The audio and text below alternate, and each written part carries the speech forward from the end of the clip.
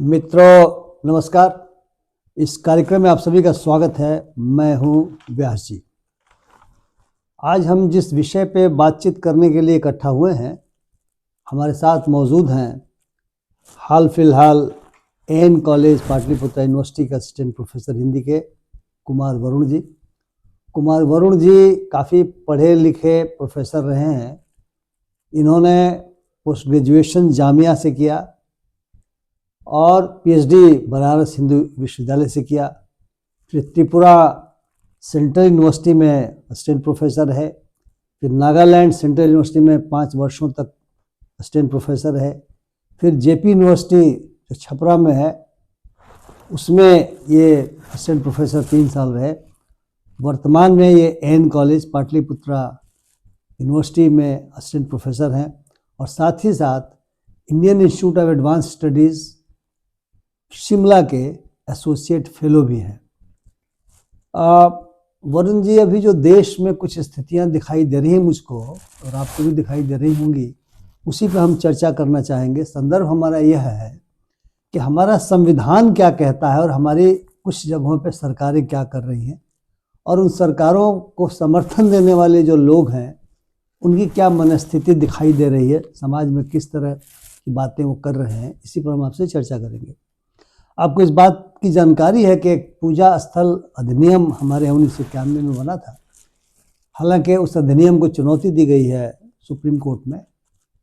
उन लोगों के द्वारा चुनौती दी गई है जो मानते हैं कि हर मस्जिद के नीचे मंदिर ढूंढना चाहिए, लेकिन कोर्ट ने इसमें स्थगन आदेश पारित किया है। कहा है कि जब तक इस केस का फैसला वह नहीं हो जाता उसके संवैधानिकता के बारे में, तब तक जो कुछ भी कार्रवाइयाँ पहले की जा रही थी वे कार्रवाइयाँ नहीं की जाएंगी और भविष्य में भी कोई नई कार्रवाई नहीं की जा सकेगी। लेकिन इसके बावजूद हम लोग देख रहे हैं कि एक प्रदेश की सरकार, उत्तर प्रदेश की सरकार जो है वो संभल में उन्हीं इलाकों में, जिस इलाके में जामा मस्जिद है जहाँ पे मंदिर ढूंढने की कार्रवाई वे कर रहे थे, उसको लेकर के 5 लोग मारे गए, उन्हीं इलाकों में अब पूरे प्रशासन की मशीनरी को लगा करके, एएसआई लगा है ठीक है, लेकिन पूरे प्रशासन, चूँकि मैं प्रशासन में रहा हूँ इसलिए मैं थोड़ा सोचता हूँ कि प्रशासन का काम, उस मशीनरी का काम संविधान से तय होता है, न कि किसी खास सरकार के अपने एजेंडे को जो गलत हो, जो संविधान के अनुसार नहीं हो, मुझे लगता नहीं है उसके अनुसार नहीं तय होना चाहिए। लेकिन वहाँ देख रहे हैं कि संवैधानिक मशीनरी जो सरकार है वो प्रशासनिक मशीनरी को पुराने मंदिरों को ढूंढने के काम में, पुराने तालाबों, कुएं, बावड़ियों को ढूंढने के काम में, यहाँ तक कि जिन लोगों ने बनाया है जो अब पूजा नहीं होती, क्योंकि बहुत सारे ऐसे मंदिर हैं, बहुत सारे मस्जिद भी होंगे जहाँ पे पूजा आराधना का काम नहीं होता, बहुत सारे उसके कारण हो सकते हैं, उन्हें वो ढूंढ रहे हैं और वहाँ पर पूजा शुरुआत करा रहे हैं। इससे प्रतीत होता है कि सरकार ने संविधान में जो सेकुलर शब्द है और जिसको चुनौती भी सुप्रीम कोर्ट में कई केसेस में दी गई है, केशवानंद भारती केस में कहा गया था कि संविधान का जो सेकुलर शब्द है यह हमारे मूल ढांचे, बुनियादी ढांचे का हिस्सा है। उसके बाद तो खैर कई मुकदमे हुए, सार्वभौमिक केस हुआ, तभी हाल में भी लोगों ने चुनौती दी जिसे सुप्रीम कोर्ट ने खारिज कर दिया। लेकिन उसको भूल करके वे लोग जो संविधान की शपथ लेकर के सत्ता में आए हैं, वे पूरी मशीनरी को मंदिर और कुएं और तालाब और बावड़ी ढूंढने में लगाए हुए हैं, जिसका वो कहते हैं कि सांस्कृतिक महत्व है। तो आप इसके बारे में, पूजा स्थल अधिनियम एक तरफ चुनौती दिया गया है, उसमें स्थगन आदेश लगा है, दूसरी तरफ पूरे प्रशासनिक मशीनरी को इस काम में लगाया गया है। आप एक बुद्धिजीवी भी हैं, इसलिए मैं समझना चाहता हूँ आपसे, हमारे दर्शकों के लिए बताइए कि आप इस पूरे मामले में क्या सोचते हैं। कुमार वरुण जी। शुक्रिया व्यास जी। सबसे पहले मैं इस विषय पे बातचीत करने से पहले 2-3 बातें की तरफ रेखांकित करना चाहता हूँ। बहुत ही संवेदनशील विषय को आपने चुना है, जो कि भारतीय संस्कृति, भारतीय लोगों की आस्था से जुड़ा हुआ यह विषय है। इस पर बोलना आज के संदर्भ में बहुत जोखिम भरा दायित्व है और उस दायित्व का निर्वहन करने की मैं भरसक कोशिश करूंगी कि किसी की आस्था को चोट भी न पहुंचे और भारत की जो मूल संविधान है, भारत की संविधान की जो आत्मा है, उन संदर्भों में अपनी बात रखने की कोशिश करूंगा। जहाँ तक आपने जो हाल में उत्तर प्रदेश के संभल में जो घटना घटित हुई है, उन घटनाओं के माध्यम से पूरे देश में एक नए विमर्श की शुरुआत हो गई है। 1991 में पूजा स्थल अधिनियम जो बनाया गया था, उस अधिनियम के जो निहित प्रावधान थे, उस निहित प्रावधान में को बाईपास करने की कोशिश की जा रही है। डीवाई चंद्रचूड़ के सुप्रीम कोर्ट में एक जजमेंट की वजह से यह निहित प्रावधान को बाईपास करने की कोशिश की नहीं, वो जजमेंट लिखित नहीं था, उन्होंने मौखिक वो जजमेंट की वजह से निहित कमेंट किया था, लेकिन उसके वजह से निहित जो प्रावधान है, उस प्रावधान को बाईपास करने की कोशिश की गई। उसमें उस प्रावधान में ऐसा उन्होंने जजमेंट में मौखिक जजमेंट दिया, जिसमें यह था कि धार्मिक चरित्र का पता लगाना जरूरी है, वह अधिनियम में वर्जित है, जो कि पूजा स्थल अधिनियम है। तो किसी पिटिशनर ने संभल के जो जिला न्यायालय है, उस न्यायालय में पिटिशन अर्जी दाखिल की और उस आधार पर जिला न्यायालय के द्वारा एक कमेटी गठित की गई, एडवोकेट कमीशन करके गठित की गई, और वह जल्दीबाजी में बहुत निर्णय लिया गया। उस जल्दीबाजी में निर्णय लेने के पीछे मूल वजह क्या है, वह उसकी तहकीकात करनी चाहिए, और न हो तो फिर भी क्योंकि वह हमारी धार्मिक आस्था से जुड़ा प्रश्न है। और वहां से बातें हुई कि जब वहां के जो टीम थी, जब शाही जामा मस्जिद का सर्वे करने गई और इस तरह की हिंसा भड़की और 4-5 लोगों की हत्या हो गई। लेकिन इन पूरे संदर्भ को टटोलने की कोशिश करेंगे, इस पूरे संदर्भ को जानने और समझने की कोशिश करेंगे, तो उसको गहराई में जानने की कोशिश करेंगे, तो लगता है कि जो भारत की जो संवैधानिक जो ढांचा है, जो हमारे संविधान में जो धर्मनिरपेक्षता को लेकर एक पूरा एक विमर्श है, उस विमर्श को तोड़कर एक नया तरह के विमर्श बनाने की कोशिश है। क्योंकि उस प्रावधान में, अधिनियम में यह चीजें पहले से लिखित है कि 1947 से पूर्व जो चीजें घटित हुई और उसके बाद 1947 के बाद एक स्पेशली अयोध्या को छोड़कर कि बाकी मस्जिद और मंदिरों में हम अपने धार्मिक आस्था को टटोलेंगे नहीं, खोजेंगे नहीं। लेकिन एक खोजने की कवायद लगातार हो रही है और इस पे लगातार पॉलिटिकल जो टिप्पणियां हैं, यह भी सुनने को मिल रहा है। हाल में आरएसएस प्रमुख मोहन भागवत जी ने बातें बहुत गंभीरता पूर्वक कही कि हमें मंदिरों के नीचे, मस्जिदों के नीचे हमें मंदिर ढूंढने की जरूरत नहीं है, इससे हमारी जो एक हार्मोनी है वह डिस्ट्रॉय होगा। उसके बरक्स एक और विमर्श खड़ा हुआ कि देश के हिंदू धर्म के जो मठाधीश थे, उन मठाधीशों ने मोहन भागवत के खिलाफ झंडा उठाकर खड़े हो गए, जिसमें रामभद्राचार्य जी बहुत महत्वपूर्ण नाम है और हाल में उनकी चर्चा करना इसलिए भी लाजमी है कि उन्हें भारत सरकार की तरफ से, मतलब देश के सबसे प्रतिष्ठित साहित्यिक सम्मान मिला, ज्ञानपीठ पुरस्कार। और किसी भी साहित्य का संदर्भ ही है कि मनुष्य से मनुष्य तक की यात्रा, वो धर्म के और जाति के और नस्ल के जो डिस्कोर्स है उससे विलग होकर मनुष्यता की यात्रा है, और उसमें वो धार्मिक आस्था के प्रश्न को खड़ा कर रहे हैं। ये मेरे लिए और समाज को इस दिशा में सोचने की जरूरत है।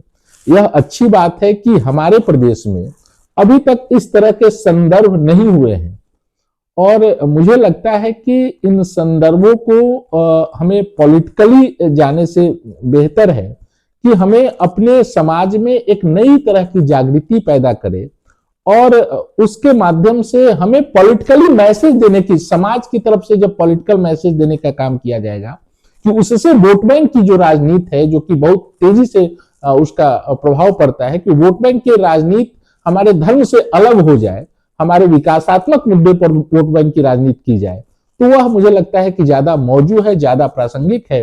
अन्यथा जो समाज की हमारी संरचना है, भारत की जो बहुलता है, भारत की जो सांस्कृतिक एकता है, जिसकी चर्चा पूरी दुनिया भर में की जाती है, वह एकता लगभग, यदि इस तरह की घटनाएं लगातार होगी और सरकार के द्वारा और सुप्रीम कोर्ट और हाई कोर्ट के द्वारा इस पर लगातार अंकुश न लगाया जाएगा तो इसके कई संदर्भ भविष्य में देखने को मिलेंगे।